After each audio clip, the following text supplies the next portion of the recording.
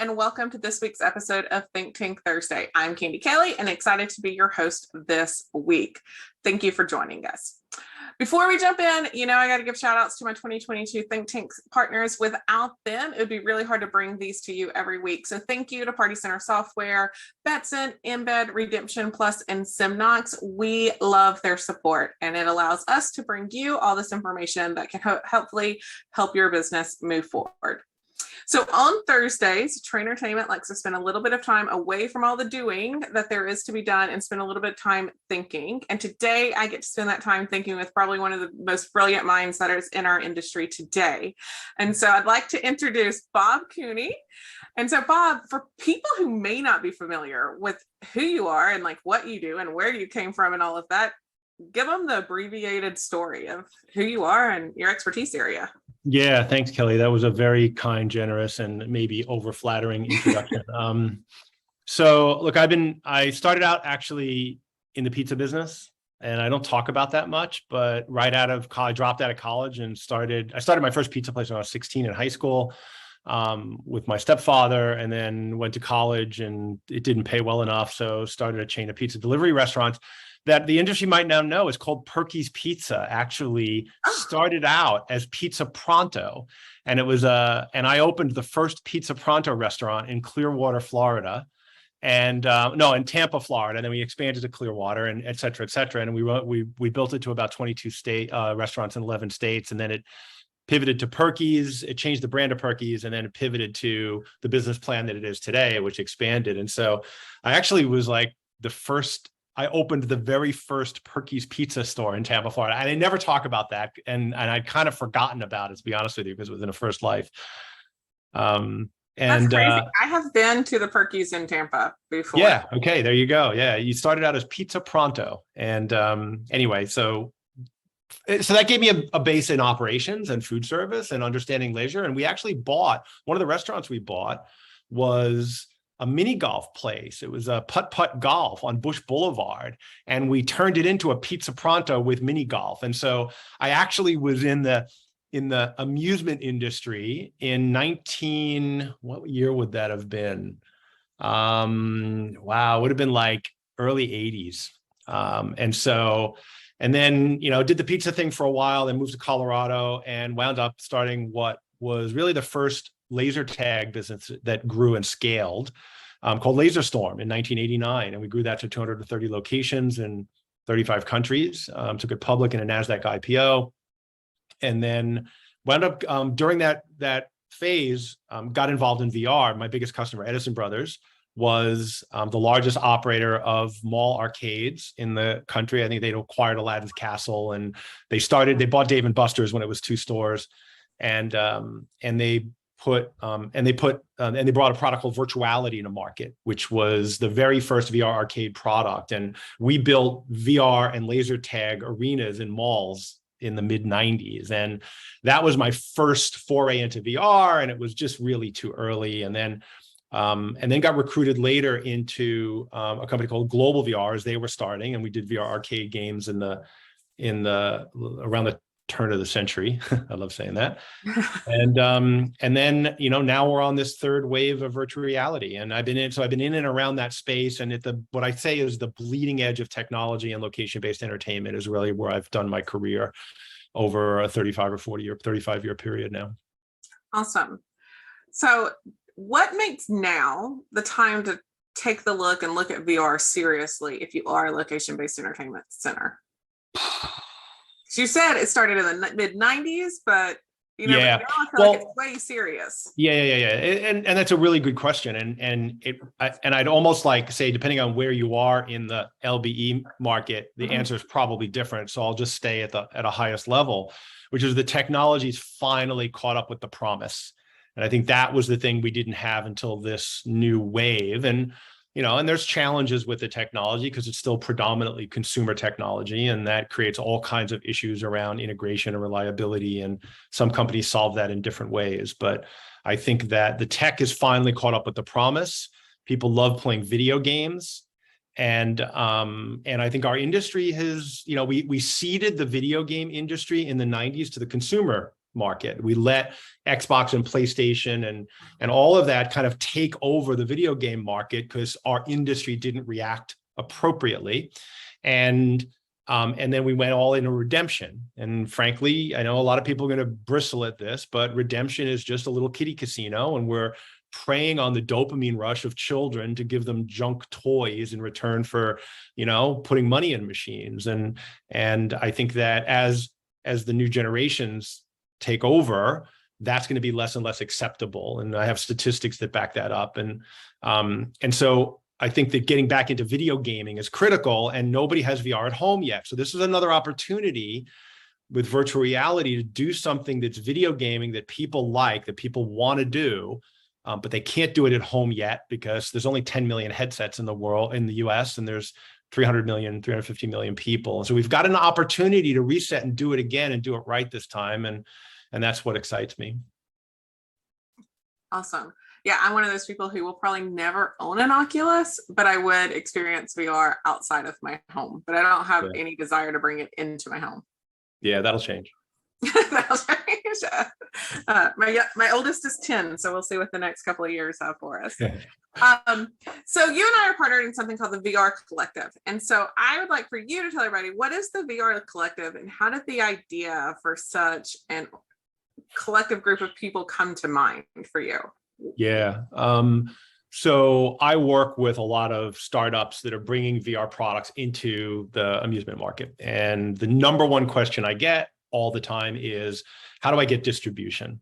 And this goes back to, I guess, 2016, when I met Life and the team at Nick Risher and the team at Hollowgate, Greg Catano, and they were trying to figure out how to break into the market. And I introduced them to Armando at Creative Works, and Jeff Schilling at the time was still around. May he rest in peace.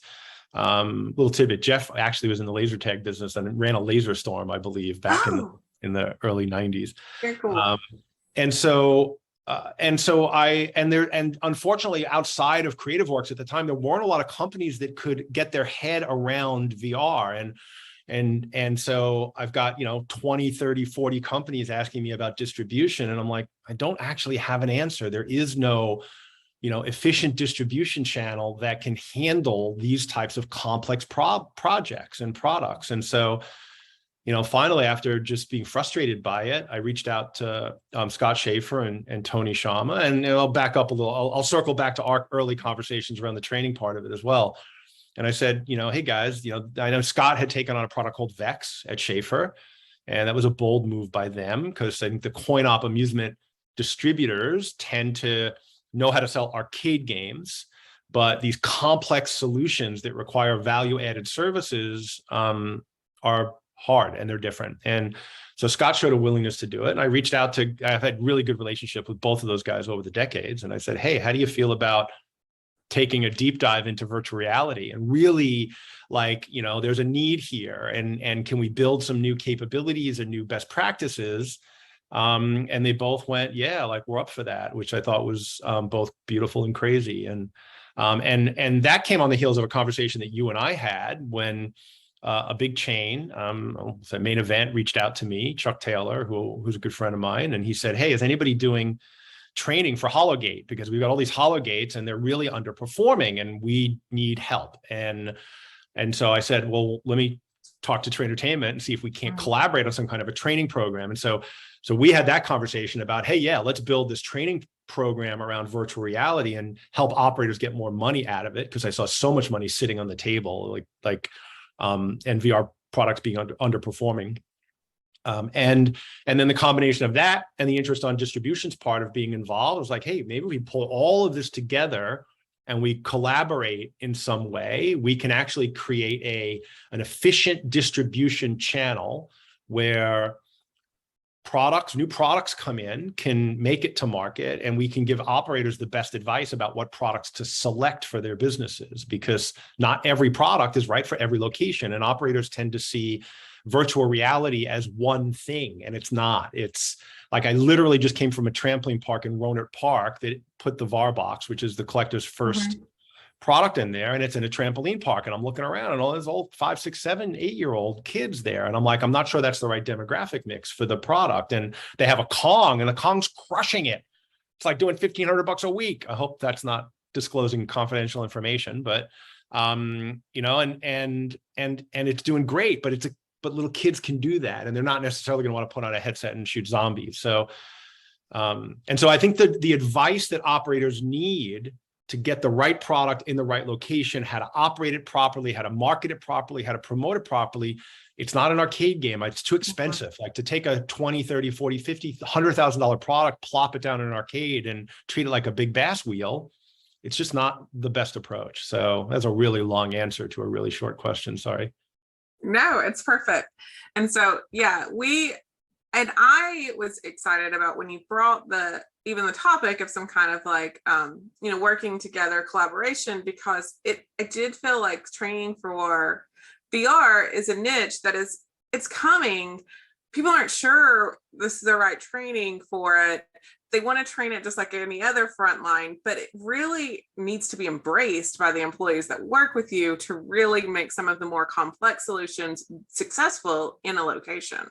Yeah. And look, and times have shifted since we had that conversation too. We have a global pandemic and labor shortages. And like, I just saw like a sign at this place I just went to, $18 an hour, come work for us. And so I think the labor shortage has shifted people's perspectives on VR, and there's a real focus on unattended VR right now. And so, training and retention is a challenge as it is. And then doing specific training around virtual reality attractions, is going to be a challenge for any operator to focus on. So we've got some real challenges in the industry regarding the adoption and operation of VR.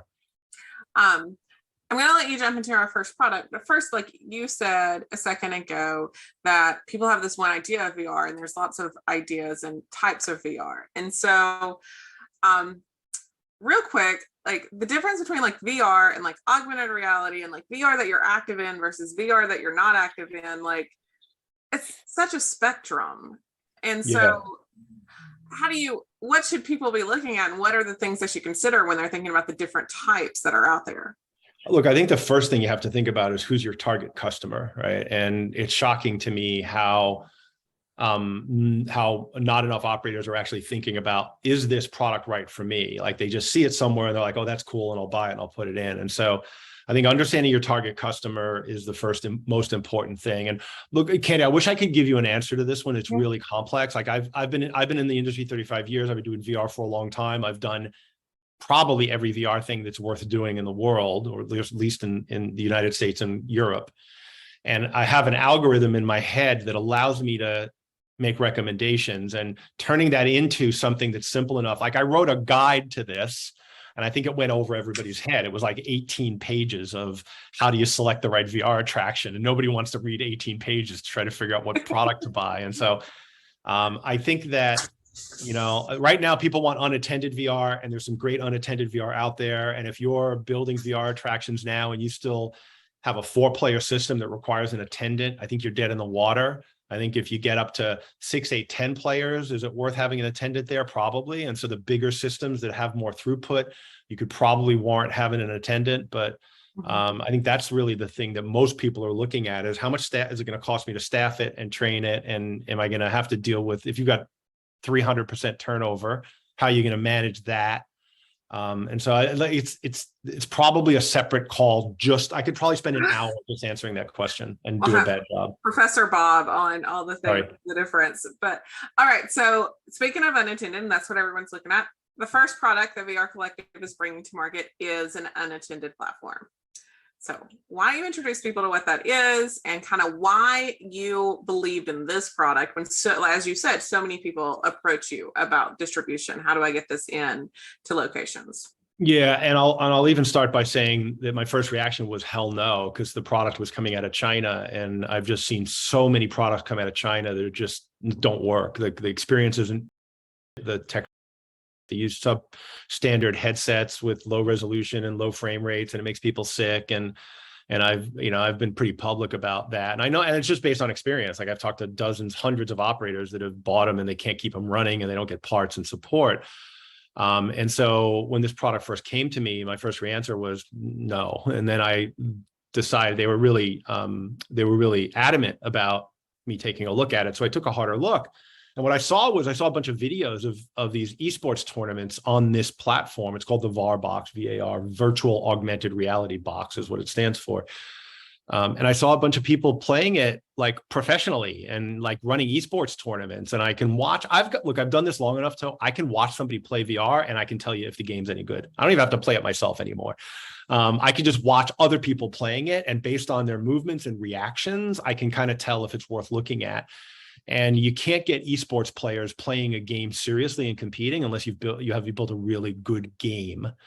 And again, I could spend a whole episode of this show talking about game design and why certain games are good and certain ones are not. And I won't, and so that was the first thing that I looked at. I was like, okay, this is really interesting. And then the esports thing is what it really attracted me. If it was just another arcade product, I wouldn't have gotten involved. But I think that I'm always looking for new business models. Business model is my thing. And esports has been a conundrum, right? Just like early VR, they were building these VR arcades with these 10 by 10 booths and HTC Vives. And I was like, that's not a business model. It'll never work. It'll never scale. It'll never sustain. And I think I've been proven right by the people that are actually running those. They're like, yeah, this business isn't really a business. It's a hobby. And so esports has been the same thing in our industry. Location-based esports doesn't exist. You've got companies building big arenas, like in Vegas, there's one, they're building them all around and they run events. But even like in between the big events, how do you make money there? And there have been companies that have sold esports consoles, which are just fancy PCs with card swipers, right? And you can go out there, but now people are just playing the same games they play at home and you're charging them $5 an hour to rent a computer. Now, all of a sudden you're in the computer rental business. There's no money there. So I've been looking for a business model around esports that we could embrace as an industry. And I thought that combination of esports and VR, again, people don't have it at home. It's different. And if we can find a great esport game that was married with a good hardware platform in VR and a training and program around running tournaments, and then I thought that was a formula that could create a business model for FECs to run esports. And the benefit of that is potentially recurring revenue and all kinds of repeat visitation. Because right now we know that the average FEC sees 2.3 visits a year, according to IAPA. And can we turn that into 12 or 15 visits a year? And I don't know if that's possible or not.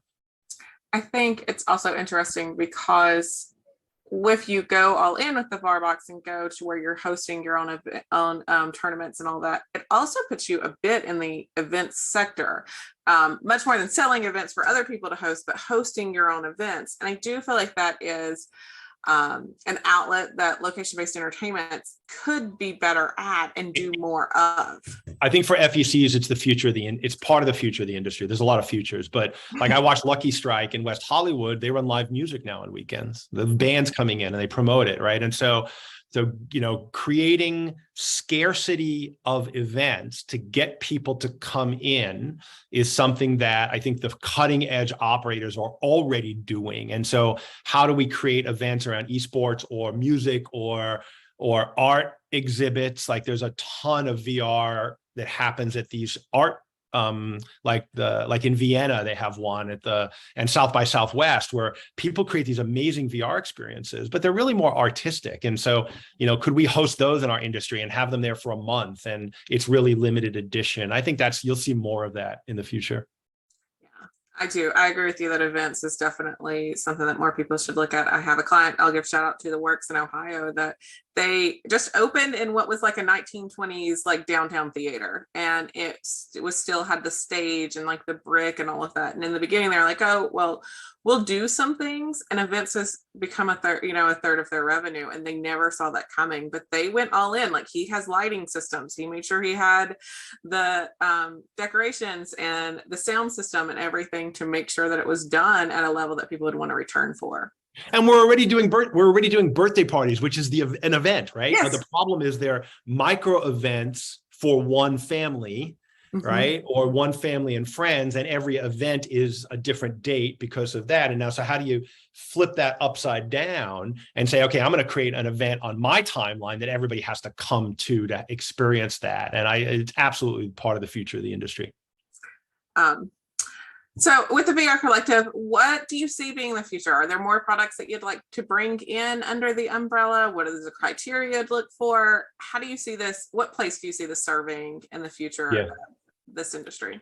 Yeah, absolutely. First, I think you've been in the middle of it. Like, this is something we've been working on for over a year, and it's been like coordinating this effort along with everyone running their businesses and their practices, has taken some time. And I think once we figure out the model and we get the way we work together worked out, the ability to scale this not only with additional products, but possibly additional distributors and maybe even in other countries, right? There are, I was talking to Prakash from ASI in the Middle East this week, and they do a lot about VR, and we talk all the time. And how might we roll that in and build an international distribution channel for VR products? One of the things that I'm a startup guy, right? I've done 8. I think if I consider the Collective a startup, that's my 9th startup, and getting distribution is really always a big challenge. And in this industry especially, distributors have, because the relationships between the distributor and the operator are sacrosanct. They're the most important thing to the distributor. And so they're really hesitant to recommend and put new products out in the market. And so what that does is it makes it really hard for startups to get any kind of scale. And so startups spend all of this money building products. Some of the products are really good. Some of the products deserve to make it. But distribution won't put them out there because they're afraid that what if it doesn't work? They're going to have to take it back. They ruin their reputation, et cetera, et cetera, et cetera. So I think that figuring out this methodology of how do we prove up products? How do we test them? How do we give runway to these startups to get the product out there at scale is critical to innovation for our industry. And I think innovation always happens elsewhere. Credit to John Taylor, the former CEO of eCast. He used to say that all the time. Innovation happens everywhere. And it's not just going to be the endemic manufacturers like ICE and LAI and Baytech, great companies. I love them all. But like a lot of the innovation happens in garages. And yet our industry doesn't have the infrastructure to nurture that innovation and get it into the market. And I think it holds our industry back. That's quite insightful. Yeah, because I could see how there are such barriers to getting out there, to getting exposure to the right people to put you in the locations. And so that's what I love about it. It's like you're opening a pathway for people where a pathway did not exist before. Yeah, and look, and operators rely on distribution recommendations. Like a lot of operators that, they're not going to buy something because they depend on the distributor to support it. I had Todd Monsell said to me at Synergy, he's like, I just want one number for my text to call. I don't want them to have to figure out, oh, well, this product needs support from this company and this product needs support from this company. This product needs support from that company. I think that's why, distributors are so critical to the industry, is because the operators depend on them for support. And so, I might have the best product in the world and I call up Todd and I say, Todd, I want you to buy this product. And he's like, yeah, but I want Schaefer to put it in and support it for me. And I'm like, well, so then I got to call Schaefer, and if you don't have a reputation because you're new to the industry, they won't even they won't even answer the phone. Sometimes it's really challenging. Well, I am definitely thrilled and excited for the future and happy to be a part of the beginning of it for the VR Collective and what the possibilities are, and the possibilities that we don't even know exist yet, and when they uncover themselves. I'm excited for all of that too. Yeah. In regards to VR, what is your favorite piece of advice to give operators, locations? Yeah, it's got to be, think about who your customer is. Like, who's your target customer? What's your objective? Like, why are you adding VR? Are you adding VR because everybody else is buying VR and you got to check a box and you just want a VR? Or do you actually have a strategy behind why you're adding VR? Do you want to drive more birthday party business? Do you want to drive more? Do you want to bring in a different demographic? Do you want to, get parents and kids playing together? Like there's so many different things that VR attractions can do for a business. But if you're just going to do what everybody else is doing, and that's fine. Like if you're gonna, buy virtual rabbits, that's what everybody else buys. That's the great starting point, right? I have no financial affiliation with LAI games whatsoever, so stop. It's the product everybody buys. It's the most successful product on the market. No matter where you put it, it makes money, right? And so that's a great starting point. But if it's successful and you want to go deeper, you got to think about it a little bit more. And by the way, I'm always willing to have conversations with operators and help them with this. I do it for free. I don't charge people. It helps the industry.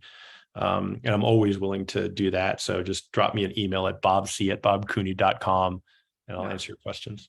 Awesome. All right. What is the best piece of advice you have ever received? That's a tough one.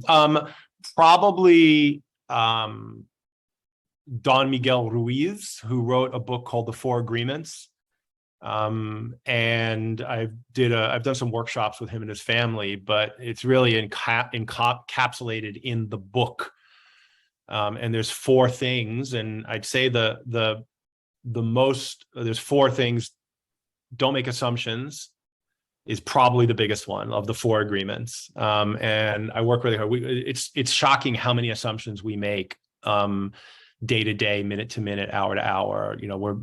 Our brains are meaning making, story making machines, and we make up stories about everything, and they're always wrong. And so, try to understand when you're making assumptions, and if you can suspend that and then ask questions, right, to figure out what's really going on. That's been the best advice I've ever received. Awesome. All right. Everyone who comes to ThinkTank gets asked the same question. It's our signature question. Are you ready for it? Yellow. Blue. Sorry. No. What do you do on a consistent basis to grow yourself and others? Yeah, a lot, but the most important thing that you may not hear from other people is reflection. I think that, or maybe you do hear it from everybody, I don't know, but I think that taking time to reflect on things that have challenged, so gratitude and challenges are the mirror, the yin and the yang of that reflection. What are you grateful for? There's so much in life every day to be grateful for. And if you build a habit of looking for gratitude, you'll find it all the time, and it can really elevate your spirit. I think the other side of that is challenges. Like, what challenged you and why did it challenge you? Taking responsibility for your reactions. I try to take responsibility for, like, if I get angry about something, something happened that triggered my that made me angry or made me sad or made me whatever. And owning my own feelings takes reflection and thinking about why was I challenged by that? Candi said this thing to me, and I was like, instead of saying, why did Candi say that? I don't know why you said that. Sorry, can I? I want to know why I reacted the way I did. And so that's it, reflection. My smirk was because we have another episode with Kylie Savage, who is partnered with a lot of things that Bob does, and her answer was the same. And we're partners, and she taught me how to reflect. So all credit to Kylie Savage. She taught you. Okay. All right, Bob, if people wanted to learn more about you, where would you send them right now? My website, bobcooney.com. It is always a work in progress, but I have a lot of content up there. I would also say on LinkedIn, connect with me on LinkedIn. I accept all connection requests, unless you're trying to sell me something blatantly in the first conversation. You might find yourself blocked, but LinkedIn and bobcooney.com are the two places that I try to post all the content. And I'm always open. You can email me directly, bobc@bobcooney.com or vrbob@bobcooney.com. It goes to the same place. And I love to talk to people. I love to talk to operators and learn about your business. Like, what do you know? What are you doing differently? What are you learning? What are your questions? That's how I learn, is from, talking to other people and listening to their questions and asking them questions. All right. Well, thank you for your time today. Yeah, my pleasure. Thanks for having me. Of course. Thank you to everyone for spending this time with us. Thank you again to my 2022 ThinkTank partners. So I'm grateful for their support. If you have an idea for ThinkTank, Want to be a guest, would like to suggest a guest, or would like to sponsor Think Tank, please email us at candy@trainertainment.net and I will get you taken care of. Also, be sure to check out the details of our upcoming event. We are going to be having a Birthday Pro conference in September. All of the information's on our website, trainertainment.net. Go check that out. And then thank you, everyone, and I will see you next time.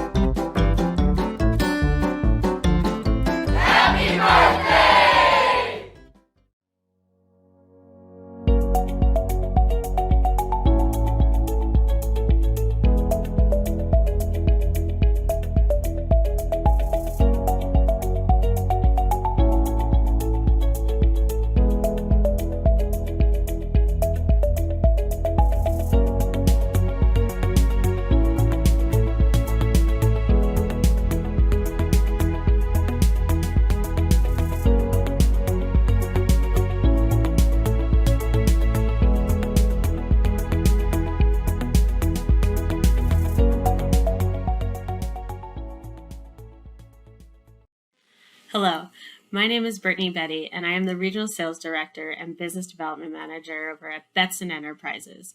Here at Betson, we are so excited to be a part of Trainertainment this year.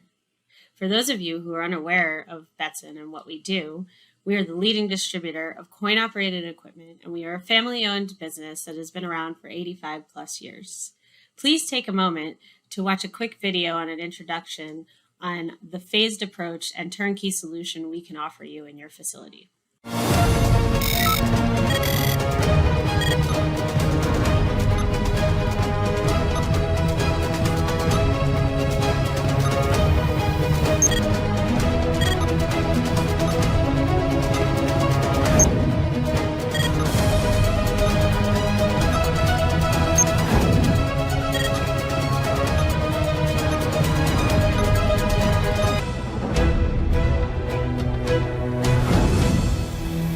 Thank you so much for taking the time for watching.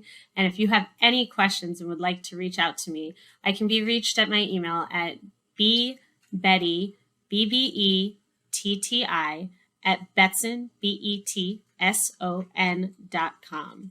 Please feel free to reach out to me with any questions or needs you might have in the family entertainment industry, and I would be happy to assist you.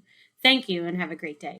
Are you looking for ways to maximize profits and consolidate systems and processes? Join the Party Center Software and Party Center Pay family.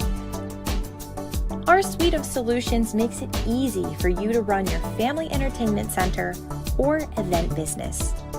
Our online party booking system makes booking parties and events a breeze. Our point of sale system, digital waivers, and reports will help you simplify steps for your staff and make your guest experience seamless. Our online store allows you to sell products, gift certificates, and other services anytime, even when you're sleeping. But it doesn't end there. All of the solutions mentioned connect with our payment processing platform, Party Center Pay, making it easier than ever to manage your business. Not only can Party Center Pay save you money by cutting out extraneous fees, but Party Center Pay makes it easy to take online deposits or full payments, and we even have a contactless payment option. Paired with our incredible support team and dedicated customer success managers, growing and managing your business has never been easier.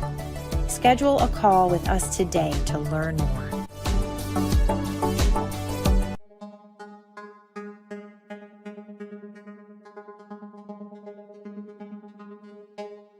My wife and I, this is a partnership with her and I, so we both agreed that, in creating Scary Strokes, that we want to make sure that we have the best available of everything. Embed just seemed like the perfect fit. Like, it was pretty streamlined and had the point of sales and the software for the redemption, and it just seemed, natural to us. So we've been with Embed since the very beginning. And so when Embed, was introducing the mobile wallet, it seemed like a good opportunity for us to jump on, and it's wonderful.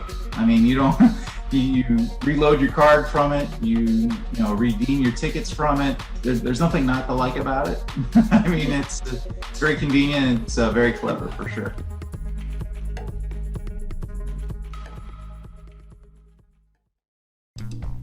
Empowering your employees to manage your redemption area with confidence can be a challenge. The redemption counter is often the last stop your customers make before leaving your facility.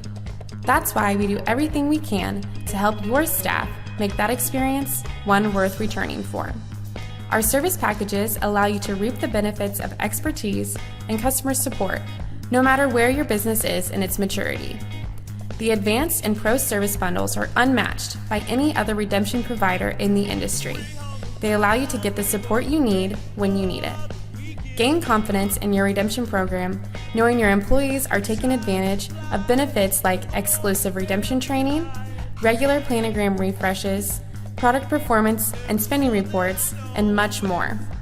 All accessible from an online portal customized to your business. Learn more at services.redemptionplus.com.